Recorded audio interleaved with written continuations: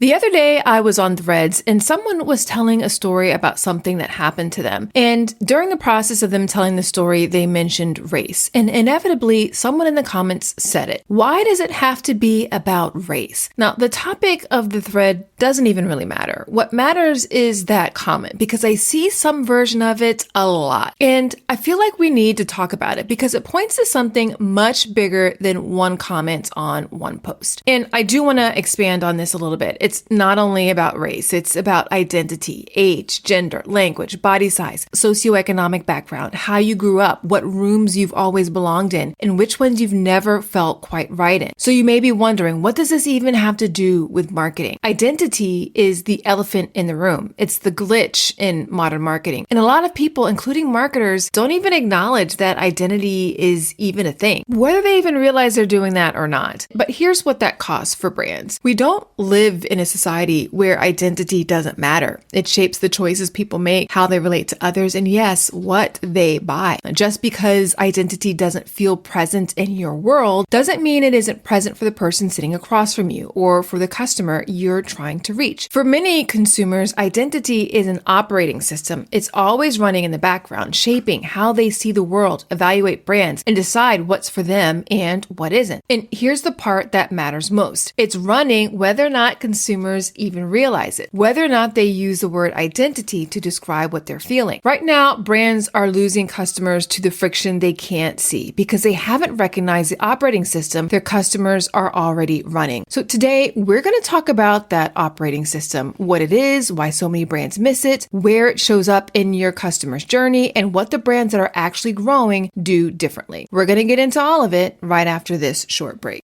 So when a buyer asks AI for a solution like yours, does your business show up? Most companies have no idea, and by the time they find out, they've already lost the deal to someone who did. HubSpot AEO helps you show up in those moments with the right answers buyers are looking for before the first click, before the first form fill. That's the moment HubSpot AEO is built for. Check out HubSpot.com, the agentic customer platform for growing businesses. Here's the thing about identity, because we're hearing about it a lot more these days. Identity didn't just appear, and it isn't just something that Gen Z recently decided was important. It's been there the whole time, always operating, always present. What's changed is that consumers are now more vocal about the role it plays in their decision making and more willing to act on it decisively and without explanation. So I want to tell you a story that I think illustrates this better than any data point. I went to an HBCU, a historically Black college and university, and during my time on campus, I genuinely did not think much about race at all because everyone around me was Black. My professors, my classmates, the people I passed in the hallway. My identity as a Black woman wasn't invisible. It just wasn't in contrast to anything. It was the default. And then race became immediately present again the moment we went to the mall or the movie theater, interacting in life beyond our campus. Nothing about me had changed. The context had, and I felt it instantly. And as I mentioned before, this isn't just about race. Think about the last time you walked into a room and were the only one or one of a few, the only woman, the only person over 50, the only non-native English speaker, the only person in the room who grew up without financial stability, the only one with a different body size, the only one who didn't go to an Ivy League school. You were aware of it immediately. You didn't need anyone to tell you that you were different. And somewhere, even subconsciously, you started doing mental math. Is this a safe space for me? Do I belong here? Will I be treated the way everyone else is treated? Will I be able to reach my goals here? That's identity operating. Now, here's where behavioral science comes into this. Now, here's where behavioral science enters the chat because it gives us the mechanism that explains exactly why this happens. So here's a brief clip from my friend Phil Agnew. He is the host of Nudge, the UK's top marketing podcast. And it's this conversation we had about behavioral science and brand growth that helped me understand this whole concept a whole lot deeper. A lot of the thinking behind behavioral science was crafted by the brilliant Nobel laureate Daniel Kahneman, the author of the book Thinking Fast and Slow. He essentially identified that humans, in general, they have two modes of thinking. He called it System 1 and system 2.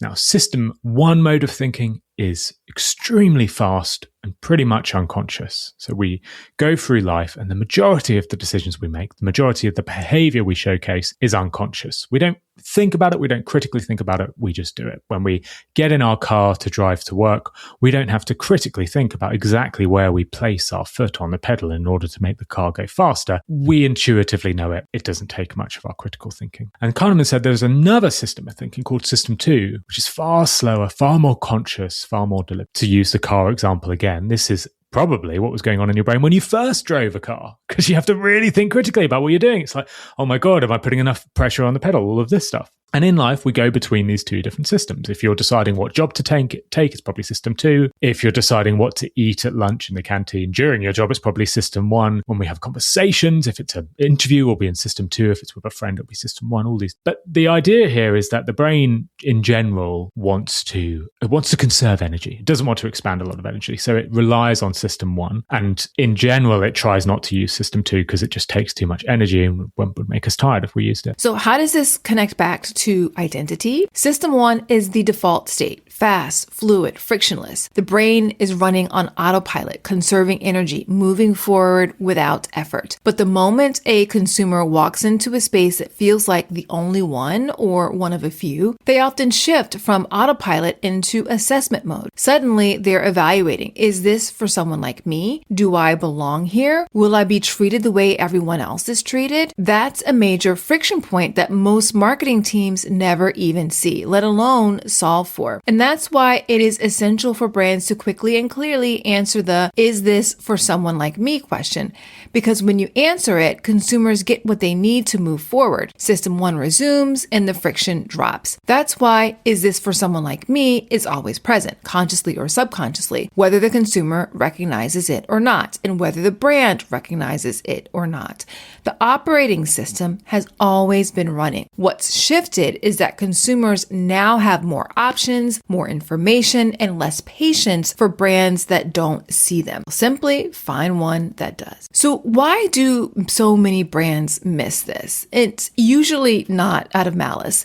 It's not a deliberate decision to exclude people. In most instances, the reason brands miss identity is far simpler. It comes down to invisibility. If you have always been in the majority in every room you've walked into, professionally, socially, culturally, then identity has probably never felt like something you had to think about. It's always been the default. You didn't have to think about going to an HBCU because for you, almost every university looked like that, full of people who shared your identity. Now, if that's you, identity has probably been invisible the way water is invisible to fish, because your identity has never had any sort of negative impact on your experiences. And if identity has never created friction for you, it's almost impossible to intuitively understand the friction it creates for others. So let me explain this a little bit further by telling you about some conversations that I've had with my daughter. She's 6 years old. She's mixed race. She has beautiful, long, curly hair. And most of the kids in her class have straight hair that you can just smoothly run through easily with a brush. That's not her experience. We can brush it, but only if there's some moisture on it. And the other day, she looked at me and asked why she didn't have straight hair, why God made her that way. Now, she doesn't know that she's thinking about identity, but she is. She's already building a file in her mind. My hair is different from the kids at school. This feels like it's for someone like me. This doesn't. She's doing it at 6 years old, without vocabulary, without framework, because that's what humans do. That's why last Christmas, we got her a doll with hair just like hers. That wasn't coincidence. That was identity-informed decision-making as a parent and as a consumer. And when she told me recently that sports are for boys, I knew exactly what I had to do. If all she ever sees are boys and men in sports, of course she believes sports are for them. We used to go all the time to my niece's basketball game, but she probably doesn't remember that. So now we need to show her more girls and women competing, winning, excelling, so she knows without question that this is for someone like her too, if she wants it to be. And at At home, my husband and I speak to her in Spanish. She's growing up bilingual because language is a part of her heritage. We want her to carry that with pride, not feel like it sets her apart, not feel like it sets her apart for negative reasons.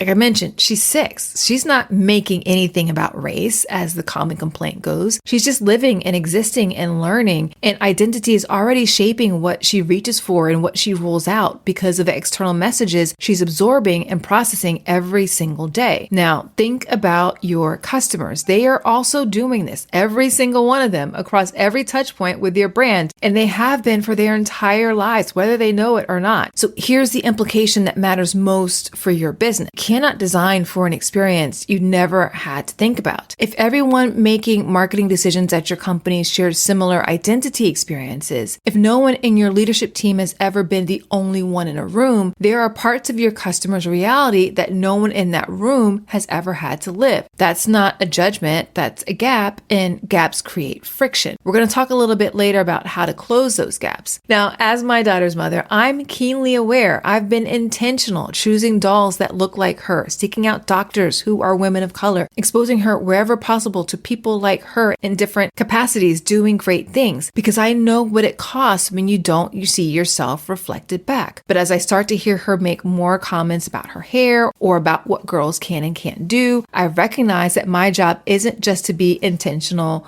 once or in just a few areas. It's ongoing and expansive. I have to keep listening, keep adjusting, keep finding ways to make sure she sees people like her everywhere, so those limitations don't take root. And that's exactly what's happening in marketing teams every day. A customer leaves a comment, stops engaging, they just kind of tune a brand out, they don't buy again, and the team doesn't recognize it's an expression of identity. They don't see it as friction. They don't flag it as something to solve. Not because they don't care, but because they've never had to think about it. So it's likely not registering that this is a problem for the customers that they're serving. As I mentioned before, missing identity isn't usually about bad intentions.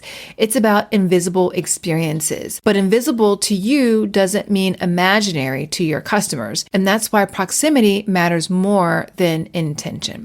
So, okay, I've got another podcast recommendation for you. It's I Digress, hosted by Troy Sandage, and it's brought to you by the HubSpot Podcast Network, the audio destination for business professionals. I Digress helps eliminate complexity, complications, and confusion in your business with frameworks and strategies to achieve scalable and sustained success. 2 really cool episodes that I think you should definitely check out are episode number 145, which growth stream is quietly costing you revenue in your business, and episode 146, your funnels aren't enough to drive growth anymore. The shift from pipelines to pathways is how you win. Listen to I Digress wherever you get your podcasts.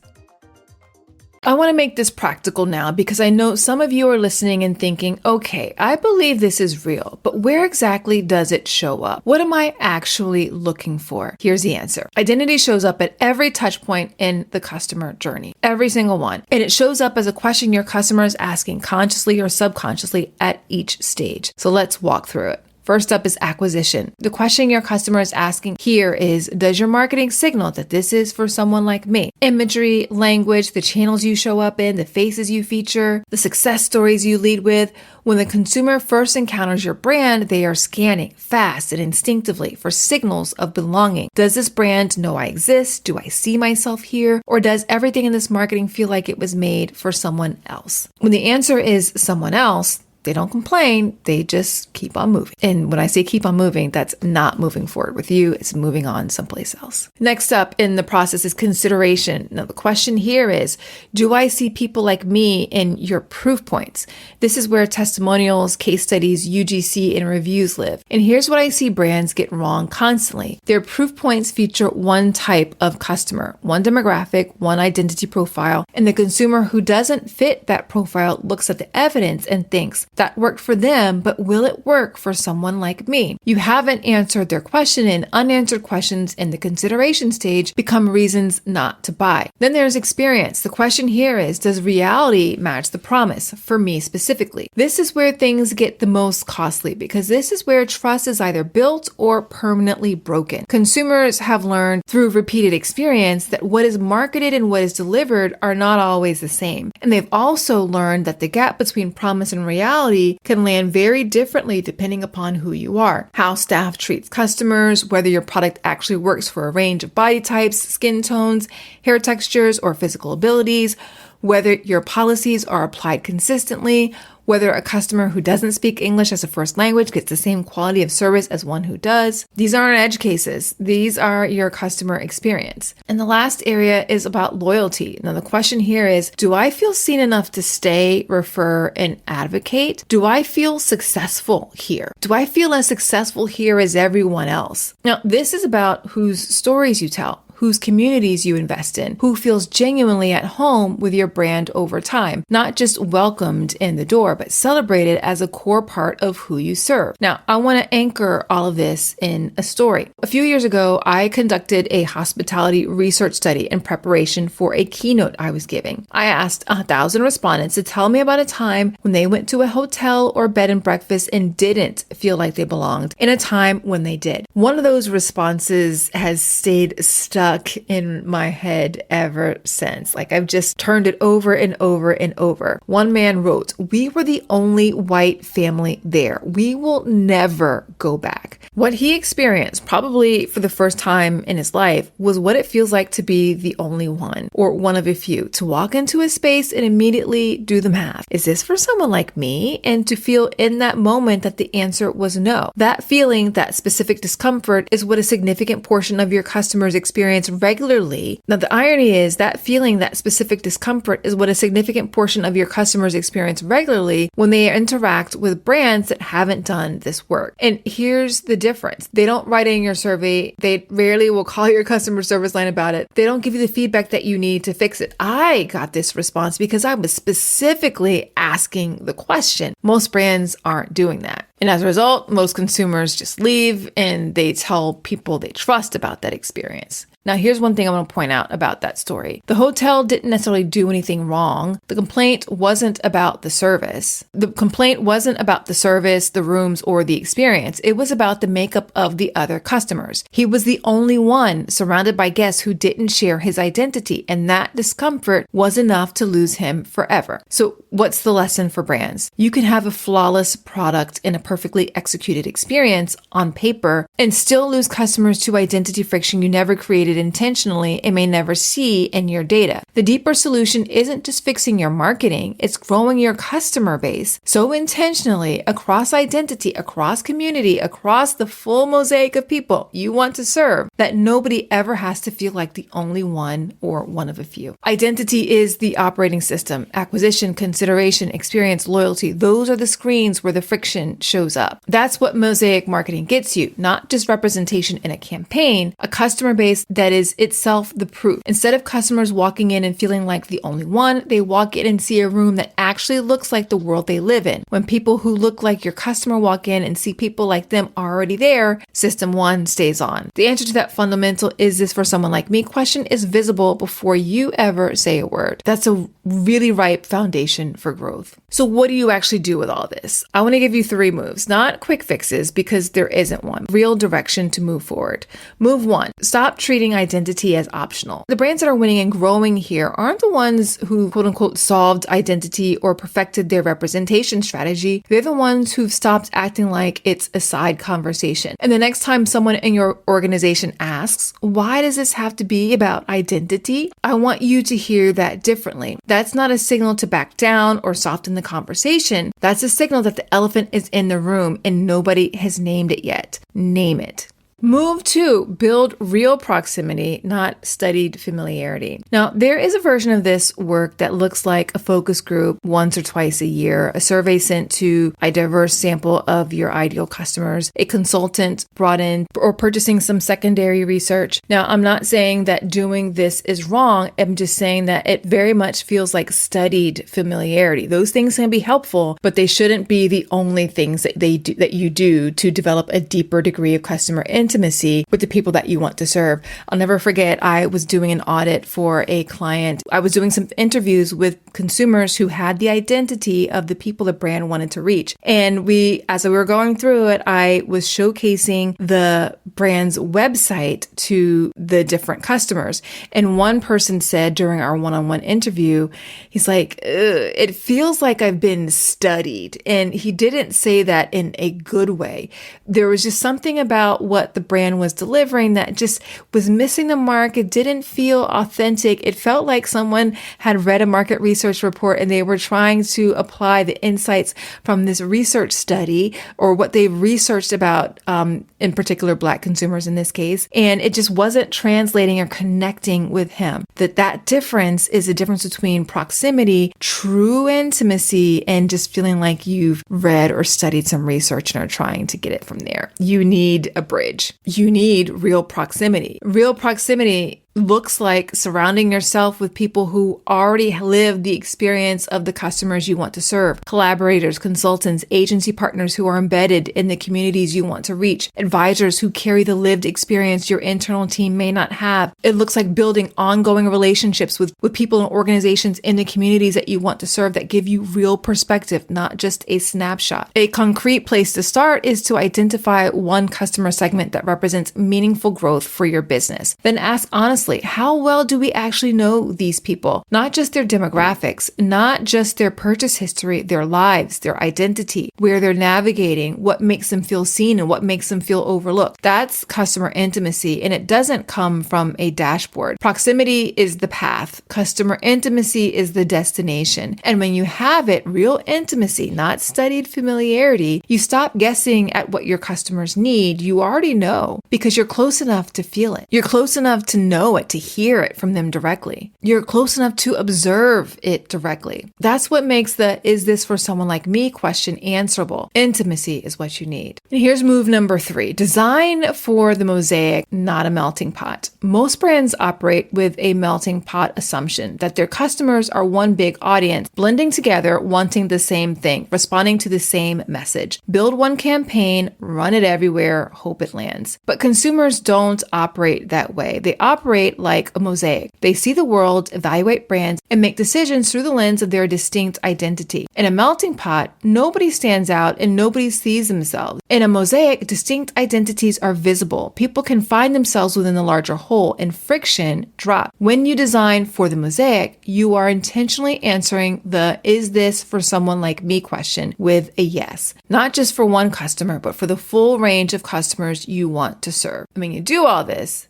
growth accelerates. Now, if this episode feels like a lot to hold, that's okay. It just means you're starting to see what many of your customers have been navigating for a long time, and seeing it is the first move. So here's what I'd invite you to do this week. Pick one customer journey. Maybe it's a first-time buyer from a segment that represents real growth potential for your business, and audit it with identity as the operating system at every stage, acquisition, consideration, experience, loyalty, and ask, where are we signaling this is for you? And where are we leaving that question blank? You will find things, and the things that you find are not problems, they are opportunities. Friction that once removed becomes growth. And if you want and need help doing that work, that's exactly what the Friction Finder Growth Audit is designed for. Helping brands uncover the friction they can't measure in the customers they don't know they're losing, specifically through the lens of the people they most want to serve. You can find more details at frictionlessgrowthlab.com/frictionfinder. I'll also drop a link to that as show notes, or you can email me. I'll also drop a link to that, to my email in the show notes for you as well. If you're not really sure how identity is showing up or not in the experiences you're delivering right now to your ideal customers, and the Friction Finder Growth Audit can help you with that as well. So you're building from a place of knowing rather than uncertainty. Until next time, remember, growth accelerates when you remove friction for your customers and for your business. Thanks so much for listening. Talk to you soon.